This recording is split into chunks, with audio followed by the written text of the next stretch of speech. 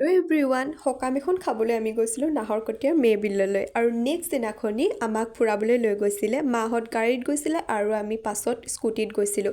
ইয়াক বোলে বাঘো ওলায়, সেইকাৰণে ভয়ো লাগিছিলে। লাষ্টত আৰু আমি চাচনি মেবিলৰ পৰ্যটনথলী পালোগৈ।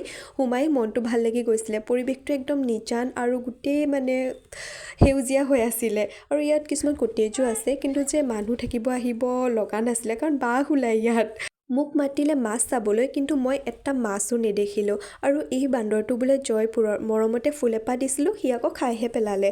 আৰু এই শহাপহুটোক তাৰ পাছত বিস্কুট খুৱাই আছে। এই ফুলপাহবোৰ আগতে কোনে কোনে কাণত পিন্ধিছিলে। তাৰ পাছত মাহঁতক ফটো মাৰি মই ঘুগুনি খাই ল'লোঁ। ইয়াত চাবলগীয়া ইমানো একো নাছিল, সেইকাৰণে আমি এইবোৰকে কৰি আছিলোঁ। আৰু মেবিনামৰ উৎপত্তিটো বোলে এওঁলোকৰ পৰাই হৈছিলে। গোসাঁই জীয়েকক ভগৱানে বিয়া পাতিছিল, কিন্তু মাক দেউতাকক কিবা কাৰণত বেয়া পাই বোলে গোটেই জেগাডোখৰ পিটনি বিল কৰি পেলাইছিলে। আজিলৈ ইমানেই আছিলে, বাই।